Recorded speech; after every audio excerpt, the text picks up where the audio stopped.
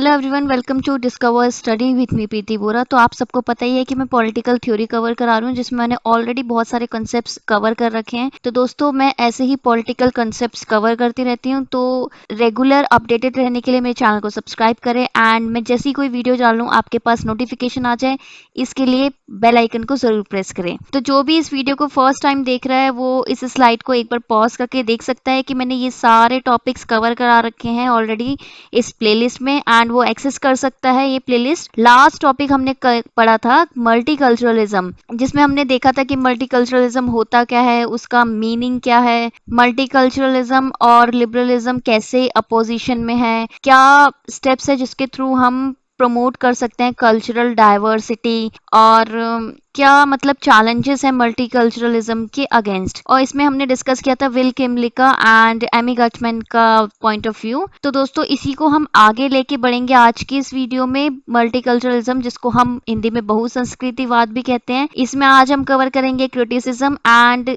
Most prominent मल्टीकल्चरलिस्ट। तो मैं आपसे एक क्वेश्चन पूछना चाहती हूँ कि क्या मल्टीकल्चरलिज्म फेल हो गया या मल्टीकल्चरलिज्म काम नहीं करता, क्योंकि इस पे बहुत क्रिटिसिज्म है। तो आइए देखते हैं ये किन किन पॉइंट्स में क्रिटिसाइज किया जाता है। फर्स्ट पॉइंट है कि जो मल्टीकल्चरल फ्रेमवर्क है ना, वो एम्पावर करता है कम्युनिटी को और ट्रेडिशनल स्ट्रक्चर को कि अपनी अथॉरिटी बनाए रखे। देखिए, हमें पता है कि मल्टीकल्चरलिज्म का मतलब होता है कि एक दूसरे की कल्चरल जो डाइवर्सिटी है उसको हम रिस्पेक्ट करें और हम किसी को डिस्क्रिमिनेट ना करें उसकी कल्चरल आइडेंटिटी को लेके। लेकिन अगर हम हर किसी को रिस्पेक्ट करें तो कल्चरल ट्रेडिशन भी बहुत सारे ऐसे हैं एंड स्ट्रक्चर भी ऐसा है जो सोसाइटी के लिए काफी रिग्रेसिव है। जैसे कई सोसाइटीज में जैसे पेट्रियार्की बहुत है एंड हायरार्की बहुत है एंड काफी ऐसे कल्चरल ग्रुप्स हैं विद इन जो पर्टिकुलर ग्रुप है उसके अंदर डिस्क्रिमिनेशन बहुत है, इक्वालिटी नहीं है। तो उसका जवाब क्या है? अगर हम मल्टीकल्चरलिज्म को फॉलो करते हैं तो क्या वो कॉन्स्टिट्यूशन के अगेंस्ट है? बिकॉज काफी ऐसे कॉन्स्टिट्यूशन के आइडियल्स है, काफी ऐसे लीगल आइडियल्स हैं एंड डेमोक्रेटिक प्रिंसिपल्स हैं जो कि जो एक पर्टिकुलर कल्चर जरूरी नहीं है कि फॉलो करें। एंड इसी के चलते हम एक ऐसे सोसाइटी को एनकरेज करते हैं जहाँ पे हमें प्रॉपर राइट्स नहीं इंजॉय करने दिए जाते। तो ये है सबसे बड़ा क्रिटिसिज्म। दूसरा है कि ये जो कम्युनिटी है ना, एक पर्टिकुलर कम्युनिटी वो होमोजीनियस एंटिटी बन जाती है, यानी कि उस कम्युनिटी के जो पर्टिकुलर रूल है फिर सब फॉलो करने पड़ते हैं। एंड एक जो इंडिविजुअल है ना, उसको आइडेंटिफाई हम ऐसे करते हैं कि हाँ वो उस कल्चर का बिलोंग करता है, यानी कि उसकी जो आइडेंटिटी है ना वो बहुत ज्यादा एसोसिएटेड हो जाती है कल्चरलिज्म के। तो क्या ये लिबरलिज्म के अगेंस्ट है? एक तरीके से कहें तो हाँ, बिकॉज लिबरलिज्म जो है वो एनकरेज करता है इंडिविजुअल राइट्स एंड फ्रीडम्स, और मल्टीकल्चरलिज्म में इंडिविजुअल कुछ नहीं है, सब कुछ कलेक्टिव है, सब कुछ कम्युनिटी से एसोसिएटेड है। और इसी के चलते weakening of the nation state हो सकता है, बिकॉज बहुत सारी जो कल्चरल आइडेंटिटीज हैं अपनी अपनी आइडेंटिटी को प्रिजर्व करने के चक्कर में उनमें कन्फ्लिक्ट्स हो सकते हैं एंड वो अपने नॉर्म्स के अंदर ही रह सकती है। ऐसे कुछ होमोजीनियस कल्चर नहीं होगा तो कॉस्मोपॉलिटन कुछ सिस्टम नहीं आएगा, तो इसलिए वीकनिंग हो सकती है। इनफैक्ट फेडरल स्ट्रक्चर को भी काफी नुकसान हो सकता है इसमें। एंड इंटर ग्रुप इनइक्वालिटी की क्या करे, जैसे वुमेन के राइट्स, अब सारे जो कल्चर है उसमें वुमेन को इक्वल राइट्स तो नहीं मिलते, लेकिन अगर हम लॉ के टर्म्स में देखें तो उसमें तो है कि वुमेन को राइट्स मिलने चाहिए।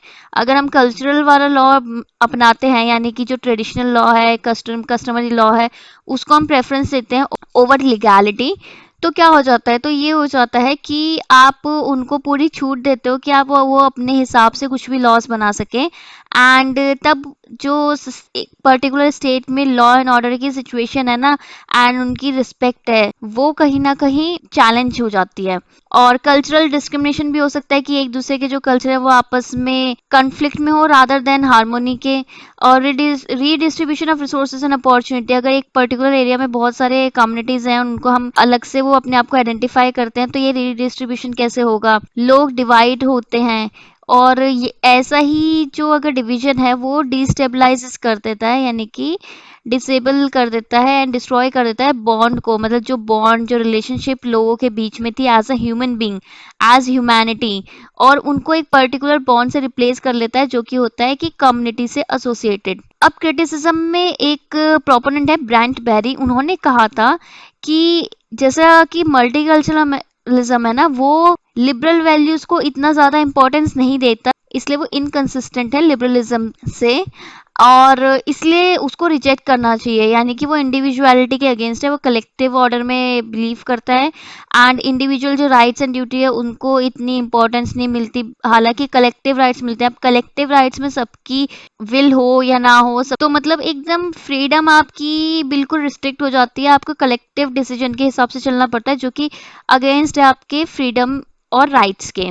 फिर आर्थर स्केंसिंगर ने बोला था कि ये जो डिविजिव पर्टिकुलरिस्टिक टेंडेंसी है ना, कि आप एक पर्टिकुलर कल्चर है, तो इससे क्या हुआ था कि जो अमेरिकन सोसाइटी में मल्टीकल्चरलिज्म था ना, वो बहुत स्ट्रांग हो गया था, जो कि पहले कोहेसिव और यूनाइटेड एक ही मतलब कल्चरल ग्रुप माना जाता था। तो इससे रिजेंटमेंट आती है, एंटागोनिज्म आता है, एंड इससे हमारी जो यूनिटी है वो डिस्ट्रक्ट हो जाती है, कम हो जाती है, क्योंकि हम सिर्फ अपने जो कल्चर है, हमारी जो इथनिसिटी है, उसी के बेसिस पे हम अपने आप को आइडेंटिफाई करते हैं, रादर देन इन इंडिविजुअल, कि हम सोचेंगे कि भाई ये दूसरी कम्युनिटी का है, हम ये नहीं सोचेंगे कि वो ह्यूमन बीइंग है। तो इसलिए इसको क्रिटिसाइज किया जाता है इन सब पॉइंट्स पे। तो अब कुछ इम्पोर्टेंट मल्टीकल्चरलिस्ट हम डिस्कस कर लेते हैं। Charles Taylor, Bhikhu Parekh, James Tully, Jeremy Waldron, Will Kymlicka, इन सबको हम डिटेल में डिस्कस करते हैं। सबसे पहले बात करते हैं हम चार्ल्स टेलर की। तो ये कैनेडियन पॉलिटिकल फिलोसफर थे, और ये मेनली ये कंसर्न्ड हैं कंस्ट्रक्शन ऑफ द सेल्फ के, यानी कि जो ह्यूमन बीइंग है वो कैसे अपने आप को कंस्ट्रक्ट करता है, कैसे बनाता है, वो इनका मेन कंसर्न है। तो इसलिए इन्होंने जो सेल्फ है ना, कंस्ट्रक्शन ऑफ द सेल्फ, इसको दिखाया है, पोर्ट्रे किया है कम्युनिटेरियन व्यू के द्वारा। कम्युनिटेरियन यानी कि रिलेटेड टू कम्युनिटी, ठीक है। तो इनका मानना ये है कि जो लोग हैं वो अपने आप को मानते हैं एक कम्युनिटी से रिलेटेड, और इसलिए वो आर्ग्यू कर पाते हैं किसी के फेवर में एंड किसी के अगेंस्ट में। और उनका मेन आर्गुमेंट का पॉइंट होता है कि पॉलिटिक्स ऑफ रिकॉग्निशन, कि उस सबको रिकॉग्निशन चाहिए। अब देखिए फॉर एग्जांपल नॉर्थ ईस्ट में काफी सारे ट्राइब्स हैं, अब उन ट्राइब्स में सब ट्राइब्स हैं, तो अगर एक पर्टिकुलर ट्राइब को रिकॉग्निशन मिल गई, तो उसके सब ट्राइब्स भी फिर मांगते हैं कि हाँ हमें अपनी रिकॉग्निशन चाहिए, हमें अपनी आइडेंटिटी चाहिए। यानी कि जो हमारी इंडिविजुअल आइडेंटिटी है ना कहीं बहुत ज़्यादा एसोसिएटेड होती है हमारी कल्चरल आइडेंटिटी से, एंड वही एकमात्र जरिया होता है लोगों के पॉजिटिव एटीट्यूड का और कल्चर का, जो कि अपने आप में यूनिक है, ऑथेंटिक है, एसेंस है, ठीक है।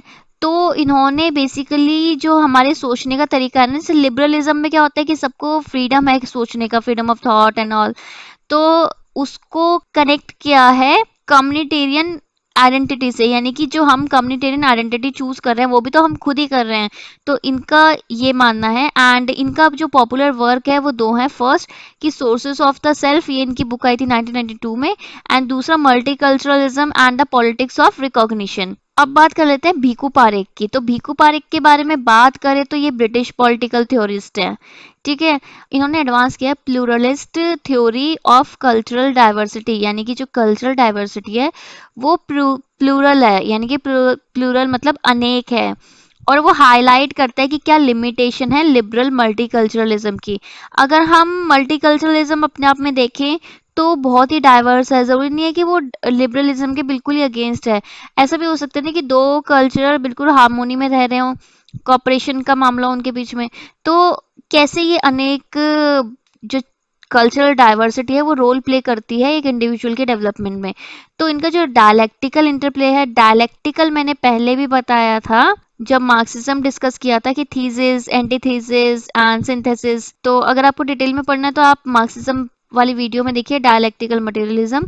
बट बेसिकली ये होता है कि थीसिस होती है आईडी मतलब आइडियाज होते हैं, उससे कुछ एंटीथेसिस आती है यानी कि काउंटर आइडियाज कोई आर्गुमेंट करता है, तभी कुछ सिंथेसिस होती है यानी कि कुछ जनरलाइज करके कुछ रूल्स निकलते हैं। तो ये बोलते हैं कि ऐसे जो आइडियाज हैं इंटरप्ले बिटवीन ह्यूमन नेचर और कल्चर, यानी कि इन दोनों के बीच में जो रिलेशनशिप है ह्यूमन नेचर के बीच में और कल्चर के बीच में, जिसमें जो ह्यूमन है ना, ह्यूमन बीइंग है, वो कल्चरली कॉन्स्टिट्यूट किया जाता है, यानी कि उसके एटीट्यूड, ह्यूमन बीइंग के एटीट्यूड, ह्यूमन बीइंग के बिहेवियर, उनके रहने सहने का तरीका, ये सब बहुत ज्यादा डिपेंड करता है कि कौन से कल्चर से वो बिलोंग करते हैं, ठीक है। और उसी के अकॉर्डिंगली उनकी थिंकिंग और उनके ग्रुप्स के जो पर्टिकुलर ट्रेडिशन है वो सब शेप किए जाते हैं। तो ऐसे ये दोनों चीजों से रिलेटेड है, यानी कि लिबरल से भी एंड कल्चरल डाइवर्सिटी से भी। और इनका मोस्ट इंपॉर्टेंट वर्क है रीथिंकिंग मल्टीकल्चरलिज्म, जो ईयर 2000 में आया था, and a new politics of identity, जो 2008 में आई थी। नेक्स्ट बात कर लेते हैं हम जेम्स टर्ली की। तो James Tully Canadian political theorist हैं। इनका मानना ये है कि अब इन्होंने भी plural form of political society पे काम किया है, जैसे कि भीखू पारेख ने किया था। लेकिन इन्होंने ये बताया कि जो इंडिजिनस पीपल है, इंडिजिनस पीपल मतलब किसी एक पर्टिकुलर कम्युनिटी से बिलोंग करते हैं। एंड इंडिजिनस का मेन मतलब होता है कि जो चीज उस पर्टिकुलर प्लेस में या फिर जहाँ पे वो है उधर ही उत्पन्न हुई हो, यानी कि जो वो लोग हैं वो पर्टिकुलर प्लेस से ही बिलोंग करते हो स्टार्टिंग से, ठीक है। तो उन्होंने उनकी नीड्स की, उनकी क्या चाह है और क्या उनके इंटरेस्ट है उसके बारे में बात की, ठीक है, इंडिजिनस पीपल के बारे में। और इसका एग्जांपल क्या है, जैसे ट्राइबल पीपल। और उन्होंने पोर्ट्रे किया, उन्होंने दिखाया कि जो मॉडर्न कॉन्स्टिट्यूशनलिज्म है ना, कि जो कॉन्स्टिट्यूशन जो अभी हम यूज करते हैं, एंड वो बहुत ज्यादा स्ट्रेस करता है, वो बहुत ज्यादा सपोर्ट करता है सोवरेनिटी को। क्या सोवरेनिटी का मतलब क्या होता है? तो इसका मतलब होता है सुप्रीम पावर या अथॉरिटी, और जिसे हम हिंदी में बोलते हैं संप्रभुता।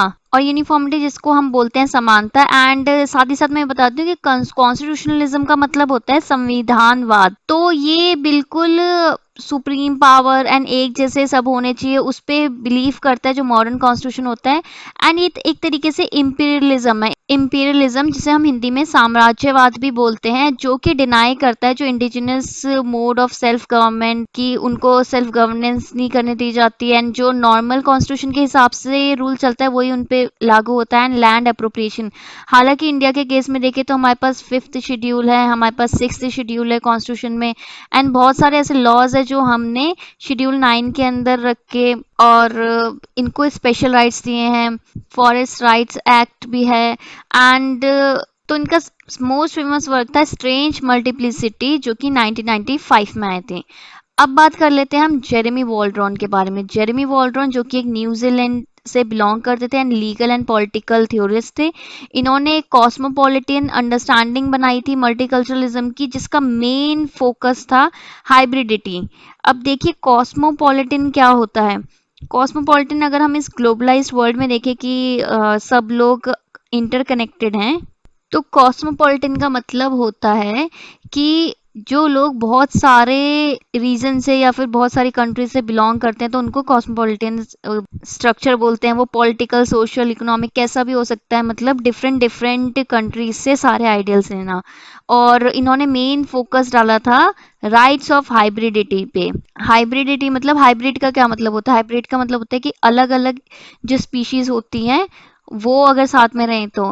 ही emphasized on the fluid, multifarious and often fractured nature of the human self। यानी कि इनका मानना था कि जो ह्यूमन बीइंग है ना उसका नेचर कैसा है, पानी की तरह है। एंड जो मतलब अलग अलग उसके फैसेट है, इसका मतलब पानी की तरह फ्लूइड इसलिए क्यों बोला गया है क्योंकि जैसे पानी बहता है ना अलग अलग उसमें, तो वैसे इनके बहुत सारे इनके अलग अलग फैसेट है, अलग अलग डायमेंशन है। मल्टीफेरस यानी कि किसी एक डायमेंशन में नहीं रहते। एंड फैक्चुअल नेचर मतलब बिल्कुल चेंज होते रहता है। और यही बेसिस है डेवलपमेंट का, कॉस्मोपॉलिटनिज्म का। यानी कि जो डिफरेंट कंट्रीज से हम बिल्कुल टॉलरेंट होके हम सारे चीज़ें अपनाते हैं, इसके पीछे मेन इम्पॉर्टेंट जो रीज़न है वो यही है कि बहुत ही फ्लूइड नेचर है लोगों का, बहुत ही अलग अलग डायमेंशन है, तो सब कुछ वो वेलकम करते हैं एज अ नॉर्मेटिव फिलोसफी, जो कि चैलेंज करता है दोनों, एक तो लिबरलिज्म और कम्युनिटेरियनिज्म बोथ। और कैसे करता है, क्योंकि बोलते हैं कि जब हद से ज़्यादा लिबरलिज्म भी नहीं हो सकता एंड हद से ज़्यादा कम्युनिटेरियनिज्म भी नहीं हो सकता, क्योंकि सिर्फ जो इंडिविजुअल है उसकी सिर्फ इंडिविजुअल लाइफ नहीं है, एंड कम्युनिटेरियन जो ग्रुप है उसमें सिर्फ वो ग्रुप लाइफ नहीं है, उनकी जो कॉम्बिनेशन ऑफ दोनों है। ये रिजेक्ट करता है रिजिड लिबरल परसेप्शन कि जो लोग हैं वो बिल्कुल ऑटोनॉमस लाइफ जी रहे हैं, उनका तो उनको दुनिया से कोई लेना देना नहीं है। नहीं, हम एक बैलेंस बना के चलते हैं हमेशा। एंड कम्युनिटेरियनिज्म में भी लोगों को एक सिंगल ऑथेंटिक कल्चरल के अंदर बांधा जाता है। नहीं, हमारी दोनों आइडेंटिटी है, हमारी इंडिविजुअल आइडेंटिटी भी है एंड हमारी कल्चरल आइडेंटिटी भी है। इस वजह से नेक्स्ट हम बात करते हैं विल किमलिका की। तो विल किमलिका एक कैनेडियन पॉलिटिकल थ्योरिस्ट है एंड इन्होंने रिकंसाइल करने की कोशिश की है लिबरलिज्म को with the idea of community and cultural membership. देखिए जो अभी हमने थोड़ी देर पहले डिस्कस किया था कि इन्होंने दोनों को मिक्स करने की कोशिश की है, इन्होंने एडवांस किया बेसिकली आइडिया, जैसे मैंने अभी आपको बताया कि दोनों फैसेट हैं ह्यूमन बीइंग के, और इनके हिसाब से जो कल्चर है ना वो बहुत ही वैल्यूएबल है, बहुत ही अलग है, डिस्टिंक्ट है, सबके अपने एथिकल नॉर्म्स है, सबके अपने एथिकल अपने जस्टिस का मतलब है, सबके अपने कल्चर हैं, और इसी हिसाब से सबको अपनी मीनिंग मिला हुआ है, आइडेंटिटी मिली हुई है, एंड क्या किस कौन किससे बिलोंग करता है वो उसी से पता चलता है। और इन्होंने डिस्टिंग्विश किया था कि सेल्फ गवर्नमेंट राइट्स में of national minorities and the politic of the cultural groups form through immigration. इन्होंने बोलते हैं कि इन दोनों में बहुत फर्क है, कि देखिए जो नेशनल माइनॉरिटीज हैं उनके सेल्फ गवर्नमेंट जो राइट्स हैं हमने पर्टिकुलरली हमने कॉन्स्टिट्यूशन में दे रखे हैं, बिल्कुल लीगल हैं, लेकिन जो वो polyethnic of the cultural groups form through immigration, जो लोग इमिग्रेशन के थ्रू आए, इमिग्रेशन होता है बाहर से, किसी बाहर वाले कंट्री से अपनी कंट्री में आना, उनसे जो कल्चरल ग्रुप्स बने, और ये जरूरी नहीं अभी हुआ हो, मे बी पास्ट में बहुत हुआ, ठीक है, उनके राइट्स अलग है, बिकॉज सबकी अलग अलग डेफिनेशन है हमारी लीगल सिस्टम में, एंड सबको अलग अलग ग्रुप में बांटा जाता है।